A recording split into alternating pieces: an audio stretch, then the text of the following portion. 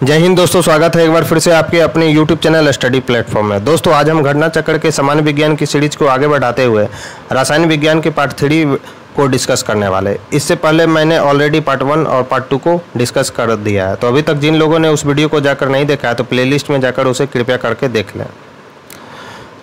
और अभी तक जिन लोगों ने हमारे चैनल को सब्सक्राइब नहीं किया है तो सबसे पहले सब्सक्राइब कर लें, बेल आइकन को प्रेस कर लें ताकि नए वीडियो की नोटिफिकेशन आपको समय समय पर मिलती रहे। साथ ही साथ अगर ये वीडियो आपको पसंद आए तो इसे ज़्यादा से ज़्यादा लाइक करें और अपने दोस्तों के साथ शेयर करें। एक छोटी सी इन्फॉर्मेशन और भी मैं आपको देना चाहता हूँ दोस्तों कि आज मेरी तबीयत ठीक नहीं है, कल से मेरी तबीयत ठीक नहीं है, लेकिन इसलिए आज मैंने जो वीडियो का लेंथ रखा है वो काफ़ी शॉर्ट रखा है, तो इसके लिए सॉरी।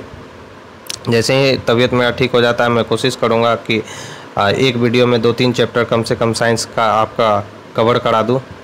तो आज मैंने केवल एक ही चैप्टर इसमें लिया है और वो है मिश्र धातु। मिश्र धातु से रिलेटेड जितने भी सवाल विभिन्न स्टेट पीसीएस तथा आईएएस पीडी में पूछे गए हैं उनको मैंने इस वीडियो में डिस्कस कर दिया।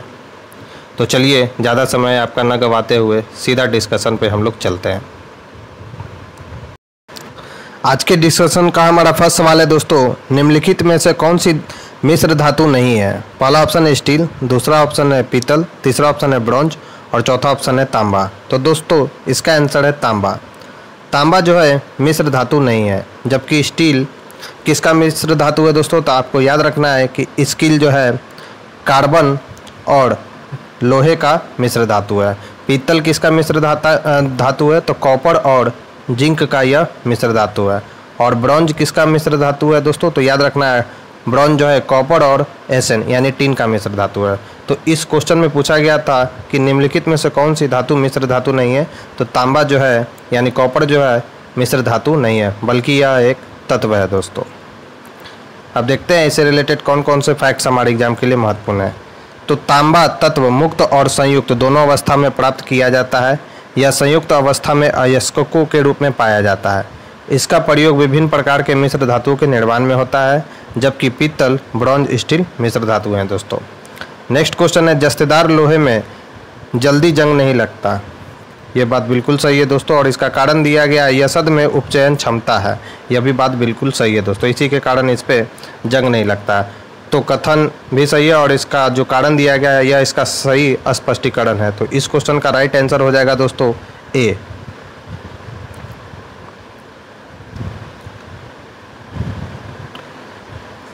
तो जस्तेदार लोहे में जंग इसलिए नहीं लगता क्योंकि जस्तेदार लोहे में ऑक्सीकरण की क्षमता पाई जाती है दोस्तों, इस कारण उसमें जंग नहीं लगता है।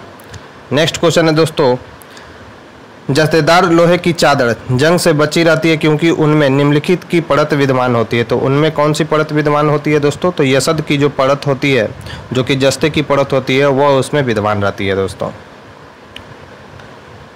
तो जस्ता अथवा यसद एक तत्व है जिसका उपयोग लोहे के प्रतिरक्षण में किया जाता है। जस्तीकृत लोहा पानी, साबुन के विलयन, पेट्रोल और खनिज तेल के प्रभाव को सह सकता है। लोहे को जंग रोधी बनाने हेतु उस पर जस्ते की पॉलिश की जाती है दोस्तों, जिसे क्या कहा जाता है? तो गैल्वेनाइजेशन कहा जाता है। और ये सब VVI पॉइंट्स हैं दोस्तों BPSC के लिए। बढ़ते अपने नेक्स्ट क्वेश्चन की ओर। हमारा नेक्स्ट क्वेश्चन है दोस्तों, गैल्वेनीकृत लोहे पर लेप होता है। तो किसका लेप होता है दोस्तों? तो जस्ते का लेप होता है। सेम क्वेश्चन है। नेक्स्ट है, गैल्वेनाइज्ड लोहे के पाइप पर परत होती है। तो किसकी परत होती है? तो जस्ते की परत होती है दोस्तों। नेक्स्ट क्वेश्चन है, निम्नलिखित में से कौन सा लौह धातु के क्षयकरण में आवश्यक है? तो कौन सा आवश्यक है दोस्तों? तो ऑक्सीकरण तथा नमी जो है लौह धातु के क्षयकरण में आवश्यक है दोस्तों। तो लौह धातु के क्षयकरण यानी कोरोजन के लिए ऑक्सीजन तथा नमी की आवश्यकता होती है। इसे लोहे में जंग लगना कहते हैं, यानी रस्टिंग ऑफ आयरन कहते हैं दोस्तों। नेक्स्ट क्वेश्चन है दोस्तों, एल्युमिनियम पृष्ठ प्रायः आयोडीनीकृत होता है। इसका अर्थ है कि उस पर निक्षेपण होना। किसका निक्षेपण होना दोस्तों? तो एल्युमिनियम ऑक्साइड की परत का निक्षेपण होना आयोडीनीकृत कहलाता है दोस्तों। और ये सब VVI क्वेश्चन है दोस्तों, IAS में पूछा गया सवाल है, तो यह BPSC के लिए और भी ज़्यादा इम्पोर्टेंट हो जाता है।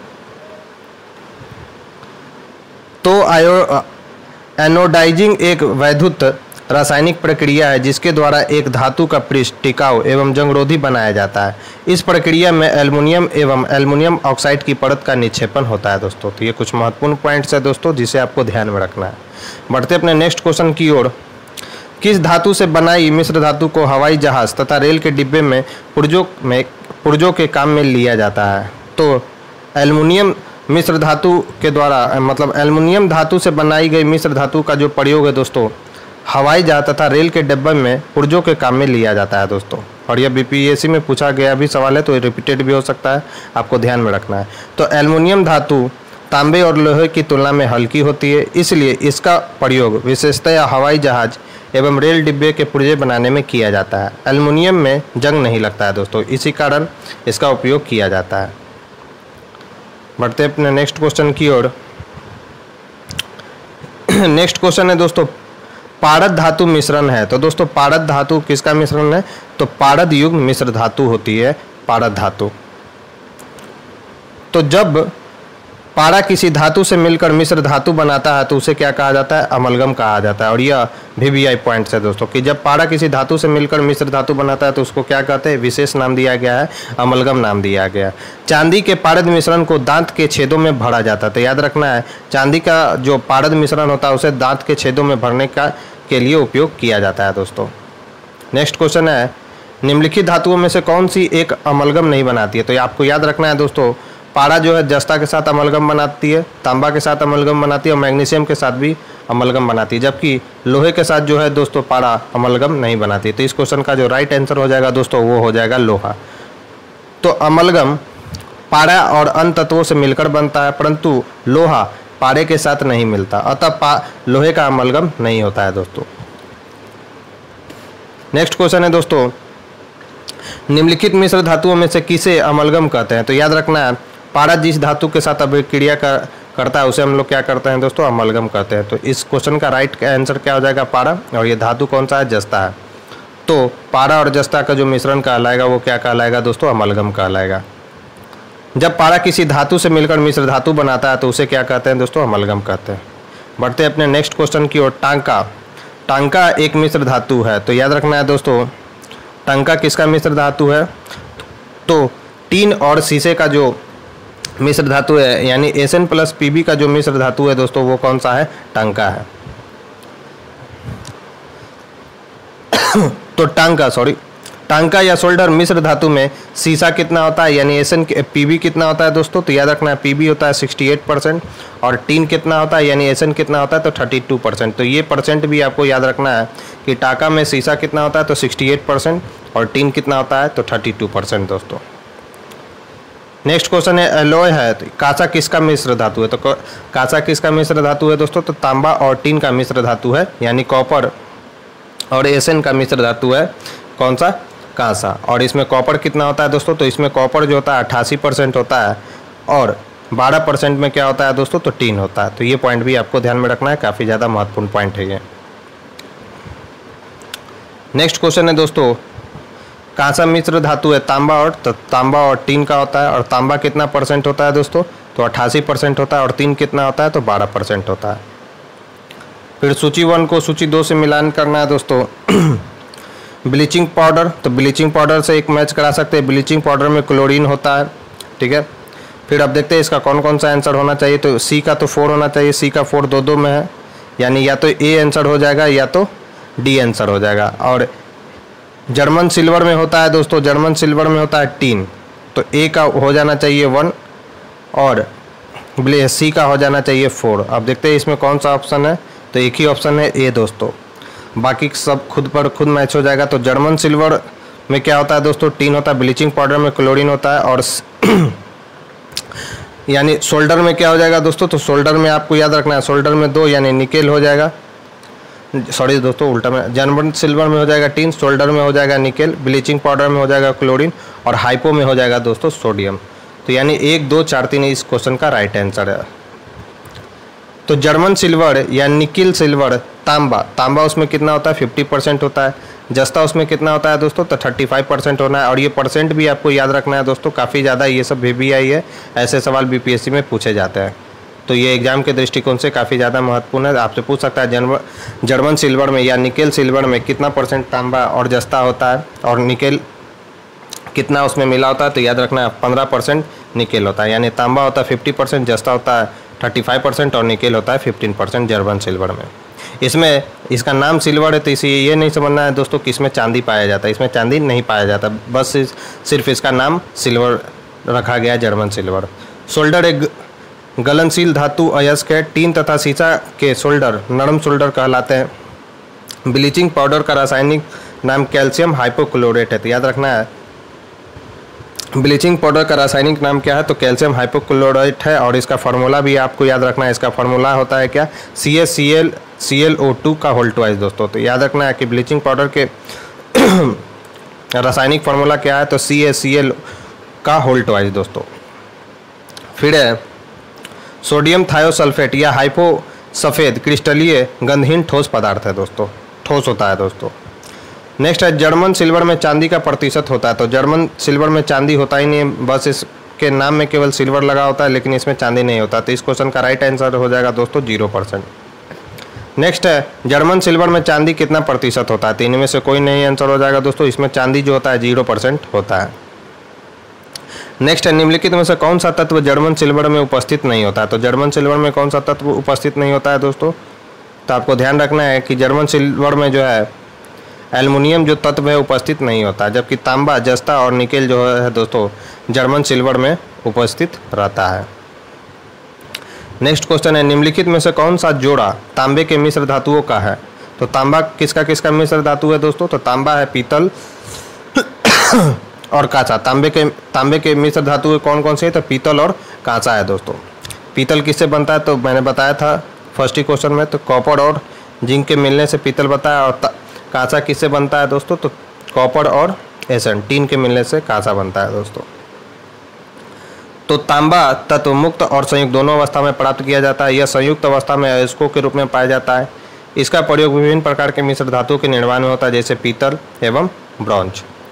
कांचा इसकी मिश्र धातु है दोस्तों। नेक्स्ट है निम्न मिश्र धातुओं में से किसमें तांबा की मात्रा अधिकतम होती है। तो किसमें होती है दोस्तों, तो कांसा में जो है तांबा की जो मात्रा होती है दोस्तों सबसे ज़्यादा होती है। और कितनी होती है, याद कीजिए मैंने बताया था कि कांसा में कितना होता है तांबा, तो 88% होता है। और बाकी टीन कितना होता है दोस्तों, तो उसमें 12% होता है। तो पीतल में जो है दोस्तों 68 to 71% तक तांबा तथा शेष जस्ता उपस्थित होता है। कांसे में 88% तांबा जबकि 12% टीन उपस्थित होता है। जर्मन सिल्वर में तांबा की उपस्थिति कितनी है दोस्तों, तो 50% है। गन मेटल में कितना है दोस्तों, तो यह 85% है तांबा, 10% टीन तथा 5% क्या होता है दोस्तों उपस्थित है। और ये सारे के सारे जो प्रतिशत है दोस्तों मिश्र धातुओं के, ये VBI है। BPSC में सवाल आपको ऐसे देखने को मिल सकते हैं। निम्नलिखित में से कौन धातु पीतल, कांस्य तथा जर्मन सिल्वर इन सभी में उभय घटक के रूप में विद्यमान है। तो उसका नाम क्या है दोस्तों, तो तांबा है। नेक्स्ट है पीतल निम्न की मिश्र धातु। तो पीतल किसका मिश्र धातु है दोस्तों, तो तांबा और जस्ता का मिश्र धातु है पीतल।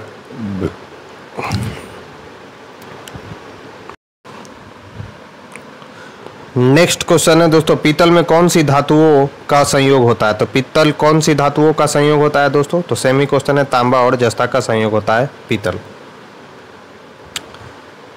निम्नलिखित कथनों का परीक्षण करें। पहला है दोस्तों पीतल, तांबा और जस्ता का मिश्र धातु है, बिल्कुल सही है। मैग्नेटाइट एल्युमिनियम का सबसे अधिक महत्वपूर्ण अयस्क है, तो ये गलत है। मैग्नेटाइट इसका अयस्क नहीं है बल्कि लोहे का अयस्क है दोस्तों। पारद सम्मिश्रण में वे पदार्थ होते हैं जिनमें पारा अनिवार्यता सम्मिलित होता है। चौथा है फोटोग्राफी में पोटेशियम नाइट्रेट प्रयुक्त होने वाला एक अनिवार्य रसायन है दोस्तों। तो दूसरा तो गलत है और पहला सही है। तो देखते कौन कौन सा है। तो दूसरा जिसमें हो जाएगा दोस्तों वो तो गलत हो जाएगा, ठीक है। तो यानी A और C तो नहीं होगा, बाकी 1 और 3 में होगा। तो याद रखना है आपको दोस्तों फोटोग्राफी में पोटेशियम नाइट्रेट का प्रयोग नहीं होता है। तो 4 भी गलत हो गया। तो इस क्वेश्चन का राइट आंसर हो जाएगा दोस्तों B, यानी मैग्नेटाइट एल्युमिनियम का अयस्क है। यह बात तो बिल्कुल गलत है। पीतल तांबे तथा जस्ते का मिश्र धातु है, यह सही है। और पारद मिश्रण में यानी जिसको अमलगम आप कहते हैं दोस्तों, उसमें पारा अनिवार्यता सम्मिलित होता है, यह बात बिल्कुल सही है। जबकि मैग्नेटाइट एल्युमिनियम का अयस्क यह गलत है। और फोटोग्राफी में पोटेशियम नाइट्रेट का प्रयोग होता है प्रयुक्त होने वाला एक अनिवार्य तत्व है, ये भी बिल्कुल गलत है दोस्तों। तो 1 और 3 सही है, जबकि कथन 2 और 4 गलत है, क्योंकि मैग्नेटाइट आयरन का अयस्क है। मैंने आपको बताया था इसका फुल रासायनिक फार्मूला भी याद रखना है, क्या होता है मैग्नेटाइट का, तो Fe3O4 होता है। तथा फोटोग्राफी में सिल्वर ब्रोमाइड का प्रयोग होता है, न कि किसका दोस्तों यहाँ पर दिया गया था, पोटासियम नाइट्रेट का। तो फोटोग्राफी में सिल्वर ब्रोमाइड का उपयोग होता है। यह भी सवाल VBI दोस्तों कि फोटोग्राफी में कौन सा प्रयोग होता है अनिवार्य रूप से कंपाउंड, तो सिल्वर ब्रोमाइड। तो ये कुछ महत्वपूर्ण पॉइंट्स है दोस्तों इस क्वेश्चन से रिलेटेड, जिसे आपको ध्यान में रखना है। नेक्स्ट है, निम्नलिखित की उपस्थिति के कारण पीतल का रंग हवा में फीका पड़ जाता है। तो हाइड्रोजन सल्फाइड के कारण जो है दोस्तों पीतल का रंग हवा में फीका पड़ जाता है दोस्तों। तो हवा में हाइड्रोजन सल्फाइड की उपस्थिति के कारण पीतल का रंग फीका पड़ जाता है दोस्तों। और ये सब के सब VBI पॉइंट्स है दोस्तों। 1 लाइनर जो सवाल होते हैं BPSC में बनते हैं, ऐसे ही सवाल बनते हैं। नेक्स्ट है, ताम्र प्रदूषण से बचने के लिए पीतल के बर्तन पर सामान्यतः किस धातु की परत चढ़ाई जाती है? तो रांगे की परत उस पर चढ़ाई जाती है दोस्तों, यानी टीन की परत उस पर चढ़ाई जाती है। तो ताम्र प्रदूषण से बचने के लिए पीतल के बर्तनों पर सामान्यतः रांगे की परत चढ़ाई जाती है। टीन एक नरम एवं चांदी जैसा सफ़ेद धातु है। टीन का रासायनिक संकेतक क्या होता है दोस्तों? Sn। तथा परमाणु क्रमांक कितना होता है? 50 होता है दोस्तों।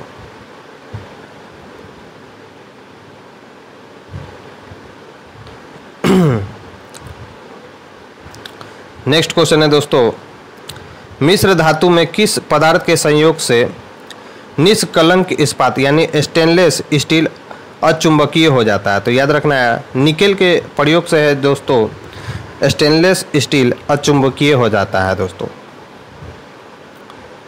तो मिश्र धातु में निकेल के संयोग से स्टेनलेस स्टील नॉन मैग्नेटिक हो जाता है दोस्तों। और यह VBI पॉइंट्स है दोस्तों, जिसे आपको ध्यान में रखना है।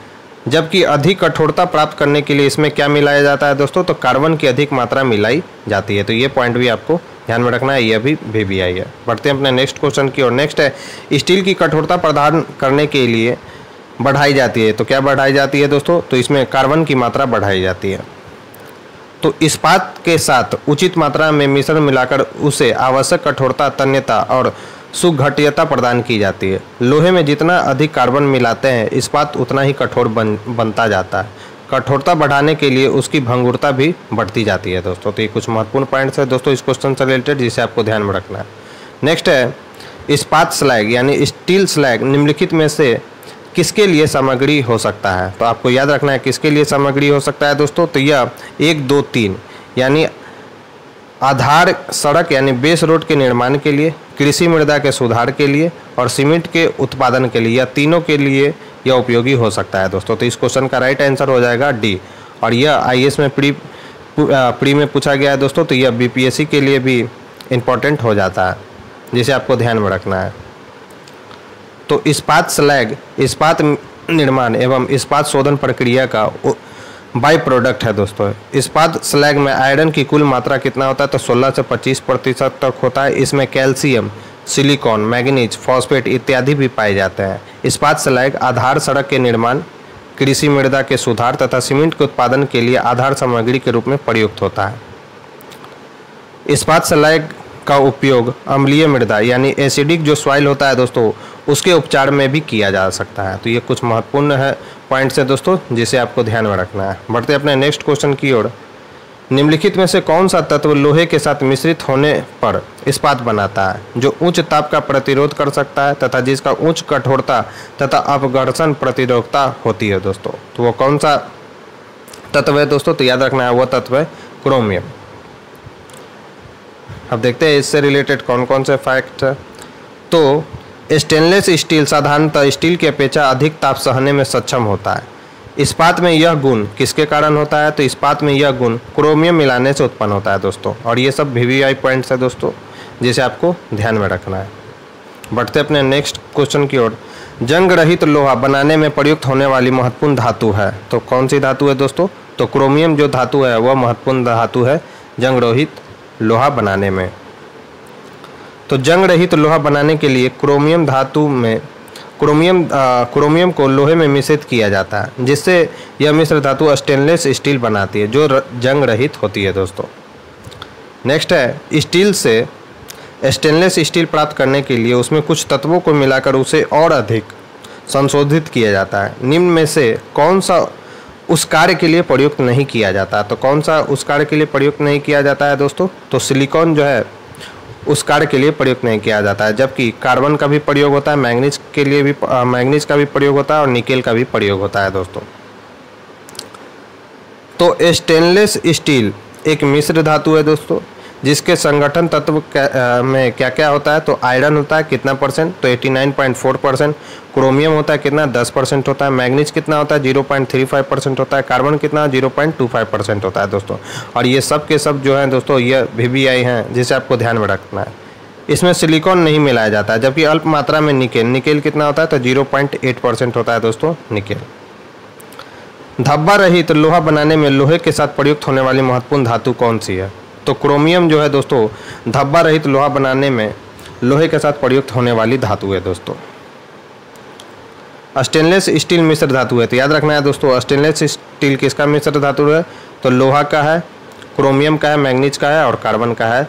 मिश्र धातु कौन सा दोस्तों? Stainless steel. स्टेनलेस स्टील बनाने के लिए लोहे में क्या क्या मिलाया जाता है? तो लोहे में क्या क्या मिलाया जाता है दोस्तों? तो इसमें तो सब होना चाहिए इसका आंसर। तो इस क्वेश्चन का राइट आंसर क्या हो जाएगा दोस्तों? तो डी, यानी क्रोमियम और निकेल इसमें हो जाएगा। सॉरी, तो इसमें क्या हो जाएगा दोस्तों? तो स्टेनलेस स्टील बनाने में क्रोमियम और निकेल का मिलाया जाता है दोस्तों लोहे में। यहाँ पर मैंने बताया था, देख लीजिए। स्टेनलेस स्टील किसका किसका मिश्र धातु है? तो लोहा, क्रोमियम, मैंगनीज और कार्बन का मिश्र धातु है स्टेनलेस स्टील। तो यहाँ तो निकेल और तांबा होगा नहीं, जिंक और टीन होगा नहीं, निकेल और टीन तो होगा नहीं, तो कौन बचता है? तो क्रोमियम और निकेल। और निकेल इसमें कितना होता है? तो याद रखना है इसमें निकेल होता है 0.8%। तो स्टेनलेस स्टील बनाने के लिए लोहे में क्या मिलाया जाता है? तो क्रोमियम और निकेल मिलाया जाता है दोस्तों। नेक्स्ट क्वेश्चन है स्टेनलेस स्टील एक मिश्र धातु है, तो याद रखना है स्टेनलेस स्टील किसका मिश्र धातु है? तो इसमें से ई आंसर हो जाएगा दोस्तों। क्यों हो जाएगा आप समझ ही रहे होंगे कि इसमें लोहा और निकेल भी होता है, लोहा और क्रोमियम भी होता है, तांबा और क्रोमियम भी होता है। ठीक है दोस्तों, शायद इसमें जस्ता नहीं होता है, एक बार मैं चेक कर लेता हूँ। हाँ, इसमें जस्ता नहीं होता है दोस्तों। तो याद रखना है कि इसमें होता है क्या क्या? तो आयरन होता है, क्रोमियम होता है, मैंगनीज होता है, कार्बन होता है और थोड़ा मात्रा में क्या होता है? निकेल होता है। तो यानी क्रोमियम, कार्बन, निकेल होगा। तो इस क्वेश्चन का इसलिए ये आंसर है कि इसमें लोहा और निकेल तो होगा ही, लोहा और क्रोमियम तो होगा ही, तांबा और क्रोमियम तो होगा ही। ठीक है, तो यानी A, B, C तो सब होगा ही, इसलिए इस क्वेश्चन का राइट आंसर क्या हो जाएगा दोस्तों? ई हो जाएगा। और ये BPSC में पूछा गया है दोस्तों, जिसे आपको ध्यान में रखना है। काफ़ी ज़्यादा महत्वपूर्ण सवाल है ये सब। स्टील में कितना % कार्बन होता है? तो आपको याद रखना है कि स्टील में 0.1 से 2% तक क्या होता है दोस्तों? कार्बन होता है। जंग लगने पर लोहे का भार, तो याद रखना है दोस्तों ये सवाल भी BPSC में आया हुआ है कि जंग लगने पर लोहे का भार क्या होता था? जंग लगने पर लोहे का भार बढ़ता है दोस्तों। जंग लगने पर लोहे का भार बढ़ता है क्योंकि लोहे में जंग उस समय लगता है जब आर्द्रता की उपस्थिति में लोहा ऑक्सीजन से रासायनिक अभिक्रिया करके लौह ऑक्साइड में परिवर्तित हो जाता है। इस अभिक्रिया के दौरान लोहे के साथ ऑक्सीजन की मात्रा भी जुड़ जाती है, अतः लोहे का भार बढ़ जाता है। इस दौरान लोहे का भार उतना ही बढ़ता है जितना कि ऑक्सीजन वह ग्रहण करता है दोस्तों। तो ये कुछ महत्वपूर्ण पॉइंट्स है दोस्तों, जिसे आपको ध्यान में रखना है।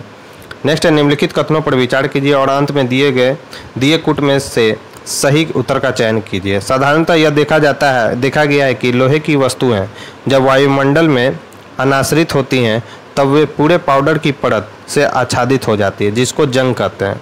जंग अर्थात भूरा पाउडर पदार्थ रेनिन के जमा होने से बनता है। तो क्या इसका आंसर हो जाना चाहिए दोस्तों? तो इसका आंसर है सी, यानी ए सही है परंतु आर गलत है। यानी इस क्वेश्चन का राइट आंसर हो जाएगा दोस्तों सी। अब देखते हैं इसका रीजन क्या दिया हुआ है। और ये हमारे डिस्कशन का आज का लास्ट भी सवाल है दोस्तों। तो कथन ए सही है परंतु आर गलत है, क्योंकि रेनिन एवं टेनिन पौधे द्वारा स्रावित होने वाला पदार्थ है दोस्तों। तो याद रखना है, जिसमें भूरे रंग का टेनिन चर्म शोधन में प्रयुक्त रोगन की प्रक्रिया में उपयोगी होता है दोस्तों। टेनिन का जंग लगने की प्रक्रिया से कोई संबंध नहीं है दोस्तों। याद रखना है कि जो टेनिन का प्रयोग होता है वो चर्म शोधन में होता है दोस्तों, और यह VVI पॉइंट्स है दोस्तों, जिसे याद रखना है। आपसे पूछ सकता है कि चर्म शोधन में किसका प्रयोग किया जाता है, तो टैनिन का प्रयोग किया जाता है दोस्तों। तो दोस्तों ये थी हमारी आज की डिस्कशन। इस डिस्कशन में बस आज इतना ही। ये डिस्कशन आपको कैसा लगा मुझे कमेंट बॉक्स में लिखकर ज़रूर बताएं। साथ ही साथ इस वीडियो को ज़्यादा से ज़्यादा लाइक करें और अपने दोस्तों के साथ शेयर करें। आज थोड़ी सी तबीयत ख़राब है दोस्तों, कल से मेरी तबीयत ख़राब है, इसीलिए आज मैंने ज़्यादा लंबा वीडियो नहीं बनाया। फिर भी मुझसे जितना हो सका, आप लोग की एग्ज़ाम की तैयारी रुके नहीं, इसीलिए मैंने आज वीडियो बना दिया है। तो आप मुझे ज़रूर बताएं कि आपको वीडियो कैसा लगा। तो बस आज के लिए इतना ही। बने रहे हैं हमारे YouTube चैनल के साथ। तब तक के लिए आप लोग का बहुत दिल से शुक्रिया। Thank you.